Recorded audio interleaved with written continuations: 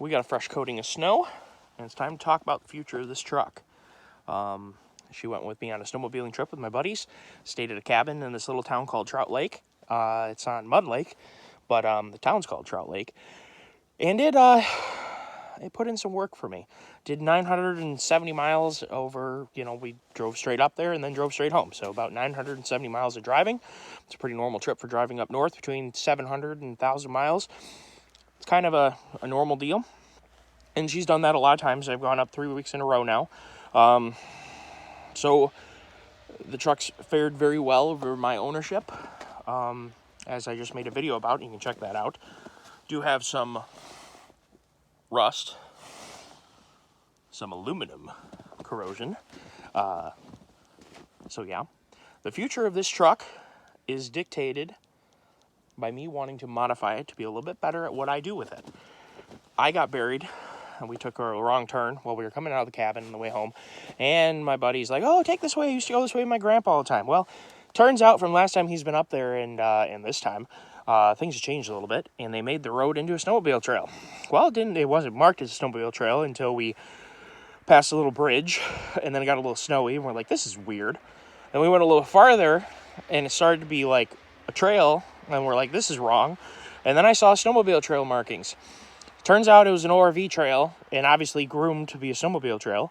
And needless to say, it buried my truck, and it had the dump trailer behind it with sleds in it, and a snowblower, and some other stuff. So, yeah, I was buried literally up to, these are 35s, and this side was buried, 3/4 of the way up the tire. That side was basically, the tire was almost under the snow. We did get it out using traction boards, some max ramps, and the ramps for the dump trailer, and she clawed her way out. What she lacked, though, was a winch. That's what we're going to address. And she also lacked front diff. So I am scheduled in April to get a locking front differential for this truck. And when I say a locking front diff, a real electronic locking front diff, it'll be an Eaton e-locker. I'm not going to go A or B because I just don't want to have to deal with the air system on this truck. I'll be just switching it on and off all the time, and I don't want to deal with the air compressor powering up and screwing around like that. Now, keep in mind, these trucks do have front hub lockouts. They are automatic, but they also have a manual feature. Ford is exclusive with that. Back in the day, solid axle trucks and the swing axle Fords had these style twist locks. They work awesome. I've never had to touch mine. If they don't lock, you can turn it to lock, and you're locked. One of the things that is misunderstood is that is not a locker. It does not interface at all with the differential. You are not locking the differential. You are simply locking the hub to the stub axle of the axle shaft. There are splines in there. They engage with the hub locker or the hub lock, and the hub lock either locks or doesn't lock. In this case, it has a vacuum initial locking ability, and then to allow it to be automatic. And then you have a manual lockout if it doesn't want to lock, or if there's something wrong with it, the vacuum system failed, you have a leak, whatever. On my excursion, I upgraded to manual super winch ones because the factory seals failed and it wasn't worth screwing with. I just put manual lockouts. I like the manual lockouts. They work just fine. You can leave them locked in if you want to be able to, flip it on command. You can not leave them locked in. If it's the summertime or you're on a road trip or something, you don't plan on needing to have four-wheel drive, you just leave them unlocked. Doesn't really matter. The wear of the axle doesn't really change very much. There's very little drag if you're not in four-wheel drive and you do have the axle locked in. There's almost no resulting difference in performance, durability, longevity. It doesn't matter. Most of your wear and damage is going to occur in four-wheel drive when you're beating the tar out of it. So just rolling down the road with the hubs locked in, you're talking fractions of a mile per gallon. I mean, if you could say a tenth, I wouldn't even believe you. We're talking really small difference, and I've left my Excursion locked in. My Cummins is a full-time front axle. There's no axle disconnect on it. Your difference in durability is basically nothing. Your difference in fuel economy is basically nothing. It's just super easy to have them in lockout. No big deal. I will be leaving these on. I will be putting either Warren or Super Winch or whatever manual lockouts when it does fail. So far, they haven't failed. And the best part about it is because if they do fail, you simply use your lockouts. No big deal. So there's really no downside to keeping your vacuum system as long as it wants to work. because when it fails at a really unduly time, you will always be able to lock your hubs in, assuming you haven't broken an axle shaft or sheared the teeth off the ring gear or pinion or broken pinion. Like, you will have four-wheel drive. So no issue there. I really needed a front locking diff in this situation when I got stuck. The right side of the truck was down in really deep snow. The left side of the truck was still packed on the snowmobile trail, on the packed part of the snowmobile trail, so it didn't really drop in. So I aired down all the tires to about 40 psi, and we used the ramps, and this tire was everything. It was up in the hard pack, it was up in the air. The problem is that means all the weight, or up in the air, as in up high, relative to the rest of the truck. And you really needed to have this tire drag you out, because it would drag the right side of the truck out and the trailer out and all that other stuff. So this tire did the work. The problem is when you have an open differential, you're always going to be sending power to the tire with the least amount of resistance needed, and it'll spin. So this tire would sit still while the other tire was spinning, because the truck was leaned over and it was digging down into the deep snow. So you mitigate that by equalizing the amount of traction that both tires have. So you put ramps, or you stack wood, or do whatever you need to do. You could chain or strap a 2x4 or a piece of wood so that it becomes, a deal. You can wrap a pair of Carhartts around a tire. You can do all kinds of stuff. You could, wrap a toe strap through the wheel lug around this part of the tire, so the toe strap ends up being like a traction aid, literally. There's all kinds of stuff you can do to get yourself out of trouble. And I'm going to really quickly pause the video right here, because if my phone dies again, then I'll lose everything. So I'm going to pause this and restart it. All right, we're back. So, truck needs a front locker. The rear locker came with my truck. It works absolutely perfectly, no problems at all. Love the rear locker. It was there for me. I needed it. The problem is that a heavy truck, a diesel truck, pulls with the front axle. And the front axle is hugely, hugely, hugely important off-road. Now, the cool thing about this is that I'll be able to do some comparisons of pulling and off-roading with the front locked in and the rear unlocked. So we'll have an open diff in the back and the same in the locker in the front. So we'll be able to have an open diff front and rear. We'll be able to lock the rear up only. We'll be able to lock the front up only, and we'll be able to lock all four. So we're going to be able to play around. My Power Wagon was set up incorrectly. They had the rear lock up first and the front lock up second. So you'd have to be in 4-low. And you'd have to go, first of all, we'll be able to have this, this truck allows you to have locker in 2-wheel drive in the rear. And, there's no point in locking the front when you're in 2-wheel drive. However, we can do a test to see if that impacts driving at all. So there's several, we'll be able to do some cool things. I'll be able to make some cool videos by having it. More importantly, it'll get me out of trouble. I'm quite happy with the way this truck works. At stock height, we're still at stock height. That's not lifted. I did order the plow prep for my truck because it gave a factory, it was like a 1-inch or 1.25-inch lift, and I knew I wanted to put, my entire plan was to put 35s on the truck at stock height, so I knew I wanted to have that. Now you can see, that's why she just gets a little bit of a rub when you flex it. She doesn't rub statically. You can turn left and right. You can see how really close it is, but it only rubs on that literally if you flex just a little bit. Or I take that back. It only rubs if you flex a lot. It'll rub. So when you're just driving down the road normally or turning into a normal driveway, it won't flex and therefore it won't rub. If you have the tires turned and it flexes a lot, it'll rub. If you don't have the tires turned at all and it flexes, it won't rub. So you can see how generous the area is in here. We have plenty of room. I really like how this truck rides, looks, all of that. But we're going to do some things to fix it up. We have 57,000 miles on here, and we're going to go about this with a budget in mind, because I don't see any point of spending the endless amount. You can spend a ludicrous amount of money on suspension on a heavy-duty truck. Frames are really strong. Axles are really strong. You can do anything with these trucks. You can make a boogie like they're a side-by-side. You can make them crawl like they're a rock crawler. You do anything you want with them. I'm not going to do that to my daily driver. I'm going to keep this truck nice. I'm going to use it, but I'm going to keep it nice. My intention is not to do huge changes to the suspension system of this truck. I'm going to leave for now the front coils and everything. There's no reason for me to change anything. I am going to put, anything big. I'm going to put a new steering stabilizer on just because the stock one's probably worn out. I'm going to put all new shocks on because the stock ones were not that good to start with, and these ones have 57,000 miles on them, and that's getting up there for shocks. Shocks really don't work that well past 50, 60, 70,000 miles, and they might still work, but they're not working as well. And these stock ones weren't any good anyway. So your options can range from, you know, $350 with tax for all four, or you could spend easily $600 or $700 each. And I was looking at the King factory. I'm just not made of money, people. So if you want to keep hitting subscribe, we can, and liking, commenting, supporting the channel, watching the content, we can keep throwing money at it when we get to that point. However, right now I'm still building the channel. I'm not getting anything from YouTube. So but I am happy to build a channel with hope someday of being able to do cool things for both the community and for me. So I mean, that's kind of how it is. So the intention is to grow the channel, do good things for my friends, do good things for family, do good things for the community, but also inherently I'm putting in this effort, and someday I hope to get a return from it. So, do that with what you will. So what we're going to do is modify this like we are using it how it is. It's a tow vehicle. It's a family hauler. I go get groceries in it.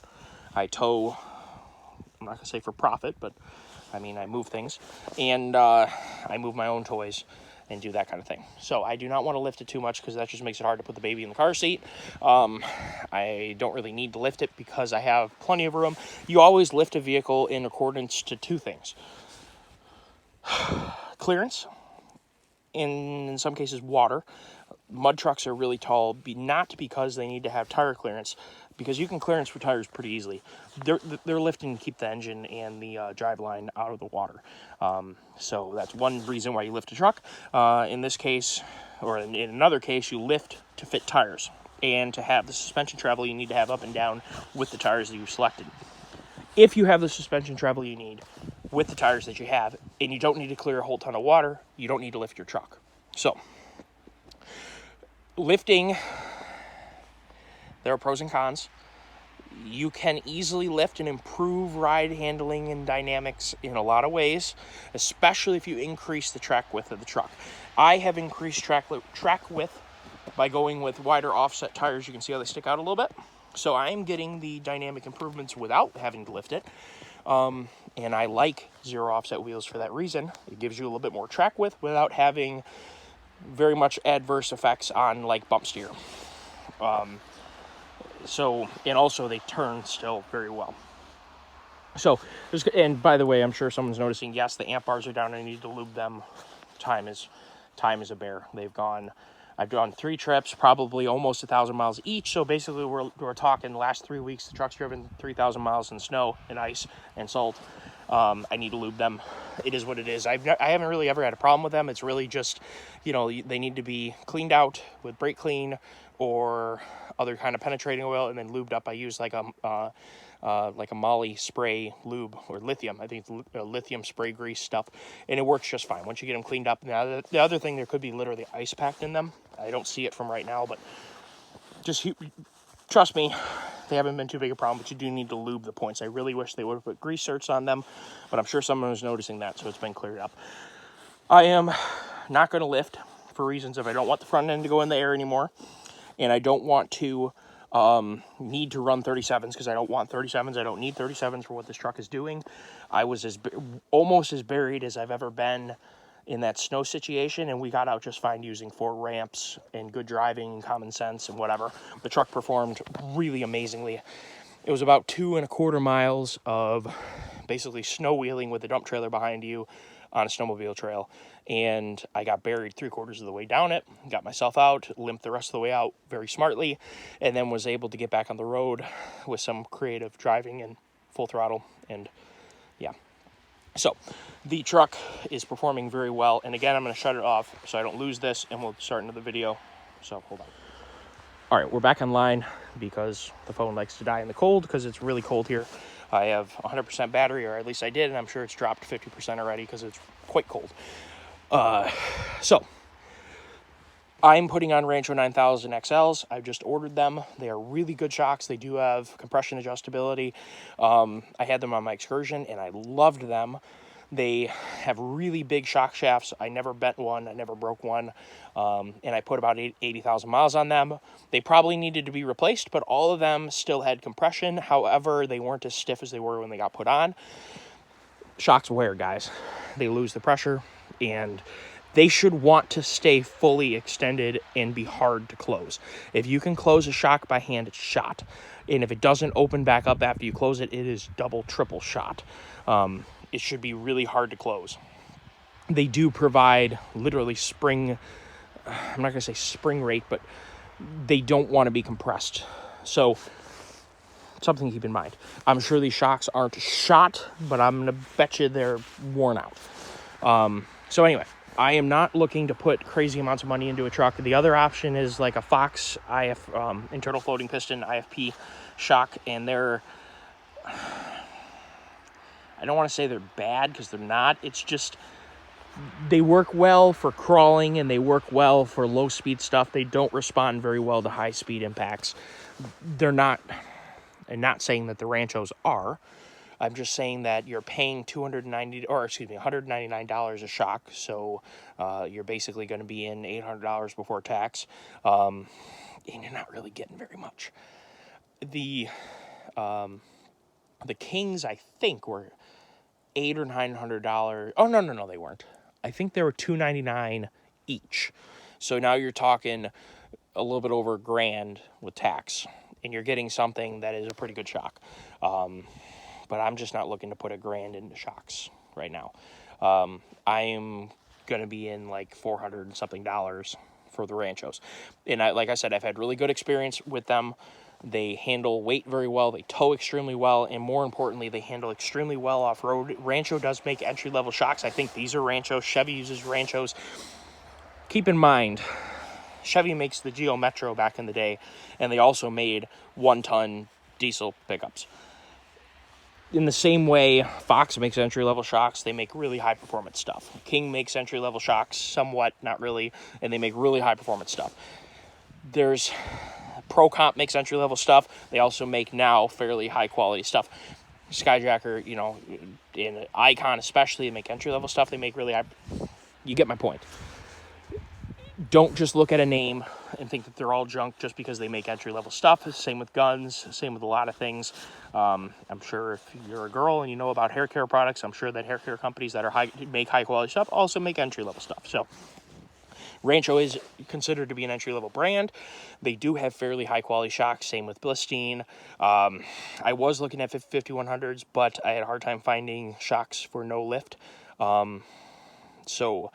And this is not lifted, and the rear is not lifted. So I needed to have stock shocks, and a lot of the Blistines I found were intended for 2.5 to 4.5 inch lift and 1 to 3 in the back, because it's extremely common to do, and I'll tell you really quickly why. These frames are huge on these trucks.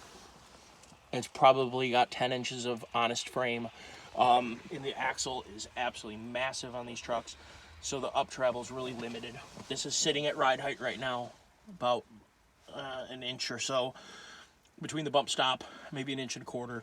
You can compress that bump stop maybe 1/4 inch to 1/2 inch, and that's all the up travel you got. So you're looking at 2 inches of up travel, maybe. It's not very much, considering your front end of a straight axle truck that still has factory style geometry and stuff. You might get 9 or 10 inches out of it. If you only got 2 inches of up travel, you're only at 15 to 20% of up travel, and that's not very good. So the inherent, not problem, but reality of these trucks, trying to keep them low so people can get into them, and so they're not too tall for plows and all the other things, is that you end up with excessively small up travel. So any aftermarket suspension company is going to want to have more up travel because it inherently makes the truck handle better. It lets it absorb shock better. You don't just want to have down travel, you also want to have up travel so that the wheel, when it hits something, can go up in the same way you want it to be able to go down. So you want it to be able to ride. Really, you want to have 50% here and there or thereabouts. You want to have a good bit up travel, you want to have a good bit of down travel. So you definitely don't want to be maxing out the down travel to where you only have up travel, and you definitely don't want to have it only down travel where you have almost no up travel. A 2.5 inch lift on these gets you to about 4 or so inches of up travel. And when you have 9 or 10 inches of total travel, you're not that bad off. You're 40% or so. That's still better, or it's closer to 50% than not. It's good stuff. So our plan is we're going to leave it stock because I don't need anything extra right now. I don't need to make this a race truck. If you were making this a race truck, or I guess a chase truck, or you want to have it perform really well off-road, you should look at like a Carly backcountry kit that gets you into a really high-performing suspension system. I would love to put that on this truck, but I'm not made of extra funds, especially when I would rather have the extra funds to do really cool projects. We're working on it. The shop's almost done. It's going to open up some doors that I have never had before. So I need to focus on making this truck good without spending excessive amounts of money so that we can spend excessive amounts of money on things that are more interesting. My intention is I'm going to build an off-roader, a straight axle off-roader, maybe a buggy that's going to use an LQ4 that I built, which is a 6.0 truck engine. Should make almost 500 horse. It may make over 500 horse. I built it for 100 shot of spray. Whether we need that or not, I don't know, but it's built for it. I would much rather be building something that is excessively awesome and tow it with this than I would make this thing excessively awesome and not be able to have excessively awesome, stupid other things. So that's the plan.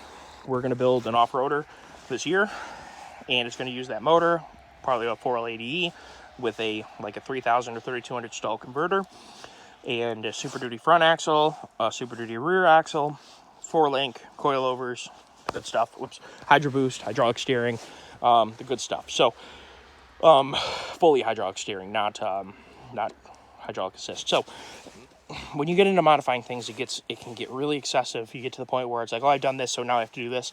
You could spend $10,000 on the front on the suspension of this truck, pretty easily, and that's just, you could spend way more than that. It's sky's the limit. So we're keeping this a little bit more reasonable for all of you guys who are just wanting to have a weekend warrior truck that you can go up north, or you can go wherever your state goes. Whether you go to the middle, you go to the south, whatever. You go east to the desert, whatever you're doing. Something that you can tow your toys, whether they're dirt bikes or side-by-sides or snowmobiles or whatever, and you can still play with it when you're done. And I think the best formula for that, after having now a long drawn conversation about the intricacies of this kind of truck, we need a winch, we need a front locker, and we don't need to, but I'd like to upgrade the shocks, and I'd like to put a new steering stabilizer on because it's probably shot too. So Rancho 9000 XLs are going on here, and I would like to put on, so these wheels went on this truck because I had them.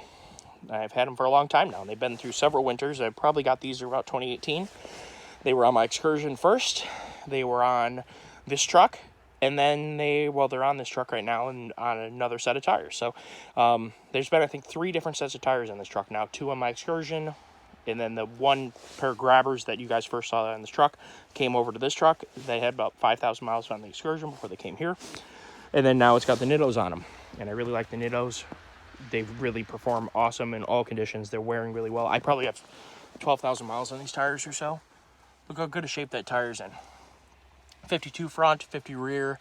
Sometimes the fronts end up at 54, depending on the temperature. And that's towing. Heavy, light, no towing. About 12K miles. It might be 13 now. It doesn't matter. Almost 15K miles. I'm basically, very nearly unworn tires. Look how nice they still look. Sure, they probably have 5% worn off, okay? These Nittos are awesome. They handle well. They balance with almost zero weight. They just, oh my gosh. These are good tires. Love those. So like I said, E-locker, shocks, the dealy bop for that. Now, let's get over here to the last bit, the winch. And I would like to do something about lighting, too. I would like to get some LED bulbs for this truck. I really hate the Audi LED light brackets, or the brackets on the lights. I hate that. This is not an Audi. I don't want to be an Audi. So I didn't order LEDs. I didn't like them. I was happy to buy these, and I'd rather put the $1,200 or $1,400 that it costs to upgrade to LEDs into a light bar. In this case, I'm looking at doing a 5 or 6, whatever the heck it is, pods across the front. Some BA designs, really nice lights. We will look at doing that. I wrote CGC Off-Road about that. The plan is to not in the same. And here, I'm going to restart another video because I don't want to lose it. So, see you in a second. All right, we're back. So, I have sitting right here that just came in the mail, but it got snowed on last night, no big deal. That is a front trailer hitch for this truck. We're going to mount a front trailer hitch between the two fronts of the frame rails, take that stupid license plate bracket off that I've never used, and I'm just going to take off. In the installation instructions, they have you just cut it. Whoopsies, what am I doing here? This has these little Zeus fasteners that hold this structure in. It prevents the air from getting to the trans cooler, so I don't really like that. Not really sure why they did that, and I can tell you why, actually, because any air that you have going into the engine compartment is inherently going to cause drag in lift, because it eventually is going to go up underneath the truck. When you have lift at high speeds, you start having handling issues because the front end gets light. The other thing is you have fuel economy issues all the time. That's why this big stupid plastic thing is here. I haven't ripped it off yet, and like I said, it's done quite a bit of wheeling. There's a couple cracks in it, but it's still there, so I'm not going to take it off. That prevents excessive amounts of air from going underneath the truck, interfacing with the axles and whatever. I'm sure that it limits cooling, but the flip side is that it prevents lift, and it also prevents a lot of drag underneath the truck. So, this is the E-Trailer Eco Hitch.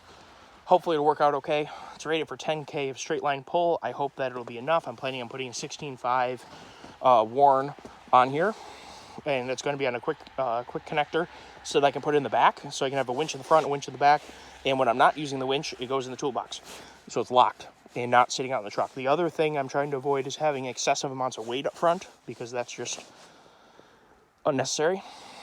I just don't want to have a whole bunch of weight on the front of this truck, making the tire clearance less, and just, it's not necessary. It's a tow rig. But I think that having the hitch, and it'll go into a 2-inch receiver that'll go into the trailer hitch that's up front, and I'm going to build it because they don't make one for the 16.5 big nasty commercial winch. I'm going to build my own with handles, and that'll be project number 1 for the barn and or the shop. I might just build it down at the shop and not build it at the barn yet, because we're still waiting on cement. As you can guess, see the fluffy stuff. So we have the winch taken care of, front locker, new shocks, and a new deal, and it needs, or a new steering stabilizer. It needs to go in and get the what's it called? The head unit replaced. I made that video about the struggles I'm having with the GPS head unit. It is definitely being pesky. The other thing that I do have that I haven't installed yet because I haven't had time, right when I first bought this truck, I got the SP Snyder Performance Engineering rear lockout full-time diff lock kit. So I'll be able to have the diff lock at all speeds all the time for the rear. I will be putting that in so then I can have full control over that too, so it's not shutting off at 20 miles an hour, which is kind of stupid. And we'll do some testing with handling, with turning radius, so we can dispel a lot of myths about lockers. There's an awful lot of just ridiculous things. Just start off with, they don't make the truck undrivable, they don't make it not turn, they don't make it lose control on dry pavement. That is all a bunch of hooey. So we will be doing dramatic testing with this to prove that point, because it drives me insane. When you have a fully locked truck, you could have it on street tires that are 31s, and you will outwheel somebody with open diffs that's on 40s and mud tires. It's a bold statement. I'm going to stick to it. They make all the difference. 100% all the difference to have lockers. Now imagine if you could have 37-inch mud tires or 35s and front and rear locked. That's a serious truck. That is, when you're in mud, when you're in off-camber situations where the weight of the truck is being transferred to one side or the other, you are unloading in the same way when I buried this truck, okay? This side went down. So when the truck is leaning, if you understand physics at all, you know that gravity is pulling always like this. And when the truck tips like this, it's gravity still pulling down, and it puts a lot of the weight onto the tires that are on the low side. So when you do that, you're putting all the weight on the outside tires, which means you're taking the weight off of the left front tire, the other side. And that means that tire is going to spin. Well, here, how am I trying to explain this? In my case, this tire was floating because the axle was framed out. So it was spinning this tire. But let's just say this tire was hard down on the ground where it had traction. Now it's going to spin the outside tire, which isn't going to pull you out because there's no weight on it. So what we need to do is also spin this tire and that tire. So I know that kind of got a little bit carried away here. That explanation was not very good. I'll admit that. But point of the matter is that when you put too much weight on the one side of the truck, you are inherently taking off the side of the truck that might have some traction and might have some not buried. And inherently, now getting off the weight situation, if you have this tire floating or on ice or in some way not able to do anything, it is going to spin. Well, your outside tire isn't spinning, and that's no good. So just to clarify too, there are situations where you could have lockers, you could have great tires, but you still have a tire off the ground, so it's not doing anything, and then the other tire doesn't have enough traction to draw you out. I literally, in this situation, I wish we would have filmed it. It was one of those things where when it happened, we were in all-out get the truck out mode because the opportunity cost of having to get pulled out, I couldn't even imagine the tow bill. It would have been thousands and thousands of dollars because it would have had to have been a snowcat, like this trail grooming. It would have been a disaster. So we were in full-on save the truck, save the trailer, not screw up mode, and nobody played with their phones. So anyway, to make a long story short, lockers are important, decent tires are important, and now if you add the winch into that equation, so you can not only power both wheels, you have the truck may have weight transferred, but now you have both wheels being powered, and you have rear powered because it has a rear locker, and then you can also draw it along with a winch because we have a hidden trailer hitch. Now this will be hidden behind the bumper too, so you won't even really see it. Like the hitch will be just chilling in there. The square part will be just chilling in there. And what I did was I got a 22,000 pound rated 5/8 hitch pin for like from Kurt for their 20,000 pound rated 2-inch ball. Or 20,000 pound rated 2 5/16 inch ball. So we have a really strong hitch pin, shouldn't be a problem. And what I was also planning on doing was making some chains with clips or something so that we can hook the winch also to the tow hooks to help take some weight off of the deal. So I got some trickery up my sleeve to try and do that. It would be nice if we could preload it too. It'd be cool if it was on like turnbuckles or it was even just a ratchet strap, honestly. If you took 2 short little ratchet straps and ratchet strapped it into the truck, and then so that the load was being transferred to both tow hooks equally, you just made the system extremely strong. And these tow hooks are wicked strong. It's another thing too why I didn't want to go with an off-road bumper. You're inherently going to lose these hooks. And most off-road bumpers are built like crap. And I'm talking about the major brands here. And I'm not going to say the major brands. I don't want to piss anybody off. It's not my goal. You should know as a buyer beware. They're made out of thin wall steel. They don't have strong hooks. And they're mounted on the same couple bolts that holds this bumper on. So you have almost no support. The bump, and also too, a lot of trucks, the Fords have like a flat frame end cover that things bolt to, big flat piece of steel that goes on the end of the frame. A lot of trucks have like corrugated, like a Dodge, have like a corrugated piece of like sheet metal that holds the bumper on. That is not strong. I'm just going to be honest with you guys, not strong. So what I'm trying to do is this hitch will bolt directly to the frame. We can use the tow hooks for towing. We can use the tow hooks to help support the hitch. It'll be really slick. I won't have to do any major modifications to the truck. I won't have to add a whole bunch of weight that's unnecessary if I was going to wheel all the time in places where, you know, you might need to have a bumper to protect the truck. That'd be different. Most off-road bumpers provide. My buddy has totaled now, well, he's totaled this truck like 3 times. And I guess I should probably clarify. He had to have the entire radiator, transcooler, grill, hood, fenders, and the bumper replaced because there's nothing wrong with it. He's reaping the benefits here. He drives a lot for work. You literally hit a deer with his aftermarket bumper. I'm not going to say the brand. Well, he's gone through 3 different brands now. All of them cave in when he hits deer. It's an F-150. Every single one he hits caves the bumper in, which then the brush guard caves in and breaks everything else behind it. Not a good setup. So we're going to stay away from that because they offer zero protection. The only way you're going to have real heavy-duty bumper protection is to build like a 300-pound bumper, which I've built. They're wicked heavy.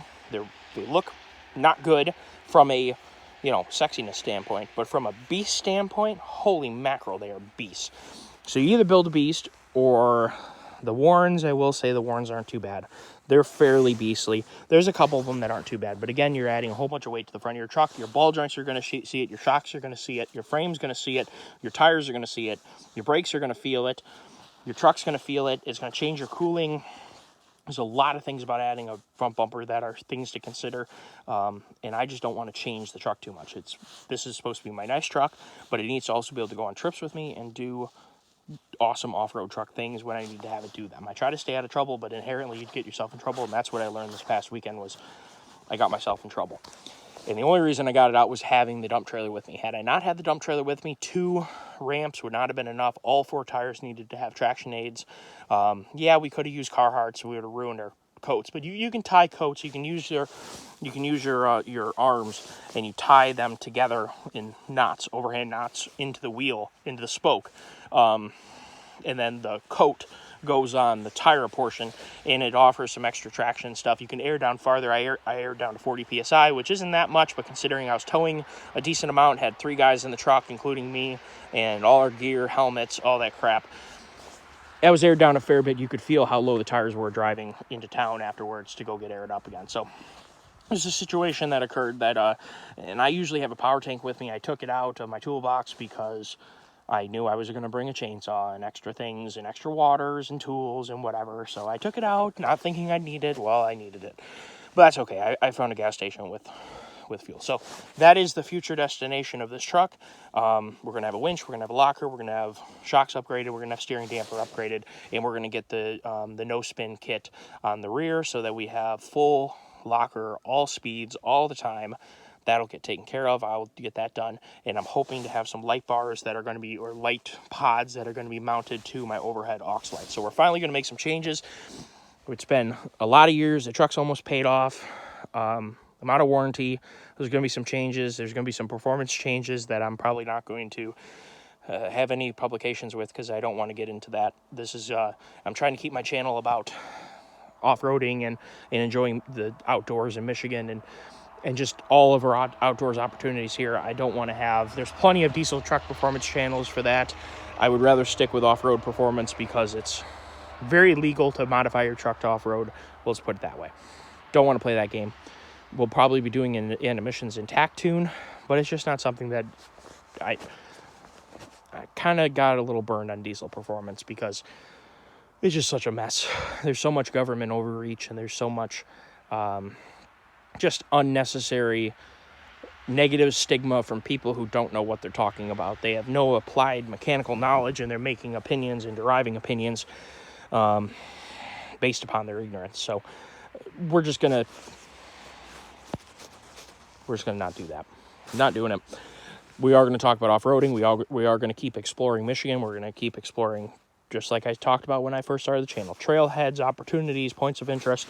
We're going to keep doing all that. We're going to keep making it bigger. I just ordered a GoPro so that I can film riding, whether it's on quad, side-by-side, snowmobile, anything. So we're going to get to that too. And it does have image stabilization. My older GoPros don't have any image stabilization, so they kind of are pretty shaky. We'll see how this one does. And it also has a couple changeable batteries, and I think it's going to be a good improvement. So lots of good things are happening for 2023 on the channel. Thank you all for tuning in. And if you put up with probably an hour video, I truly appreciate it. I hope that you like the direction I'm taking the truck. It is a little bit more mild of a modification to the truck. I don't want to get overkill because I want to keep it as a work truck, because it's my work truck. But it needs to be able to do things. And all of the changes that I'm making are not going to really affect the truck's performance in a negative way. If anything, they're all going to be positive. And it's something that the formula that I just laid out, winch, lockers, you have decent tires on it. If you increase the track width with aftermarket wheels, it makes a huge difference to vehicle stability. You have a rear locker because your truck either came with it or you put it in or whatever. If you're front and rear locked and you have a winch, you have decent tires, your truck's going to go through some stuff. I don't care what it is. I don't care if it's a Mitsubishi, a Toyota, whatever. If you got front and rear, even if you have IRS, if you have a front locker in your IRS system, you're going to go places. If you have a rear locker in your IRS system, you're also going to go places. So if you can lock at least one axle and then have a winch, you're in good shape. If you can lock both axles you're in good shape, but you don't really have any fallback plan, you should carry 4 traction boards. If you have a winch, maybe 2 traction boards, and you can get away without a front locker. Ideally, though, so, oh boy, you've gotten a lot of information on this. I'm going to give you some more. The front end drives the truck. If you can lock the front, not lock the rear, the truck will turn tighter. You'll have no off or on-road negativity. Yeah, I burned my finger. I touched the wood stove in a stupid way. You will have no on-road negativity because when you're in 2-wheel drive, it doesn't matter if your front end's locked. And if you have disconnects, if you have a disconnect in the axle, a double, triple doesn't matter that your front end isn't locked. And we will be testing that. I will put both of these locked in with the differential locked, and we'll go for a drive and 2-wheel drive, and we'll see how it drives. We'll test that fact. Not a theory, fact. The truck is going to handle just fine with the locked front end with the hubs locked in 2-wheel drive. And we'll even put it in 4-wheel drive with the diff locked. And we'll have a talk about that. But if you have to choose between a selectable locker, put it in the front. You're going to get the most driven performance from the vehicle with the front end locked. It allows you to steer off-road. Because you have both tires grabbing when you're placing it on rocks or hills or ridges or whatever. You don't have one tire dropping out and you're just spinning the one, and it's just trying to claw along with one tire. When you get both of them locked, you can turn the front tires. You can go wherever you want to go. It'll go exactly where you point the truck. When you have the rear end off tracks the most, in fact, you can look at this. See the radius that my truck would turn right now? You can just kind of imagine. Look at the rear tire. It's way over here. Look at the radius that turns at. The rear end turns with a tighter radius than the front end. So when you have the off-tracking that happens, the front end has to turn faster than the rear end. When you have 4-wheel drive, your differentials, front and rear have the same velocity going into the pinions, okay? So that's where an all-wheel drive system comes in. You have a center differential that changes the speed of the drive shaft in the front and to the rear. So you have a differential in the middle. You can have a differential speed from front and rear. In a 4-wheel drive truck, you don't have a differential. You do have slop, which takes up some of it. You know the hopping that you feel when you're in 4-wheel drive? Dump, dump, dump, dump. First of all, you're not hurting anything. Everything is more than strong enough to handle that. I'm going to pause and restart because I don't want to have it fail again. All right. So when you have, if you can have a center differential, you can turn in all-wheel drive and you won't have any trouble. Subarus, anything's all-wheel drive, Audis, whatever. They have some form of a center differential that allows differential action between the front and the rear axles. You also can have differential action between the outside and inside tire, but the left and the right tire. When you lock the two of them together, you have a locked differential if you want to. There's no differential in a 4-wheel drive truck, but for all intents and purposes, there is no differential, so it's locked. And you have slops. There's differences. You're going to have some deflection in the gear sets. You're going to have some deflection in the chain for the transfer case. There's a big, huge chain that runs in there. You have the deflection in that, and you have the deflection in the transfer case. In the splines where everything goes together. So you have some slop between front and rear. So that allows you to turn, and it makes it so it hops here and there. But keep in mind the drive line is a lot stronger than the truck has traction. You're never going to break the drive line turning. You'd have to put another truck on top of the truck, and even then I don't think it would break. If you put 2 trucks on top of my truck, put in 4-wheel drive and cement and turned, I don't think there'd be enough traction to break the 4-wheel drive system turning in 4-wheel drive. The tires would still slip. But anyway, that's a pretty extreme case.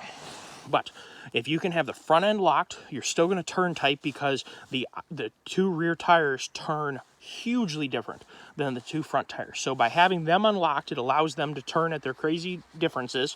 Your front tires mostly turn at a similar speed to each other. So when they're fully locked, they don't scrub.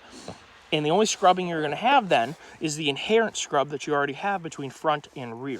So if you can, lock your front end, and that's why I say the Dodge does it wrong with the Power Wagon, and they do it wrong with the Jeeps, is you want to have the front end locked first. So your first choice would be to lock the front. Second choice would be to lock the rear. The biggest caveat to that, and this might be why Dodge does this, and I'm not necessarily saying that they're stupid, I'm saying that they're doing it opposite for off-roading. On-roading, though, I have a Detroit locker in the rear of my Excursion because when I did it, I towed a lot with the truck.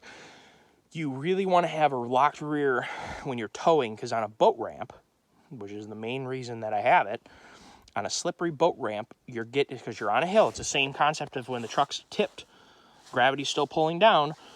When you resolve that angle, more weight is on the outside tires because that's the way physics works. When you're on a boat ramp, now gravity's still pulling down, so you have the more weight in your rear tires, and they have the most traction. So on a boat ramp, or in a lot of different ways, because you have a trailer hitch on the back, so you have more tongue weight being put on the truck. On a towing vehicle, your rear differentials, or your locked rear diff, makes a huge difference. So I can understand if they said, we did this for towing. We wanted to have it so you could pull things up a hill. We wanted to have it so you could pull your crap into your unplowed driveway. I get it.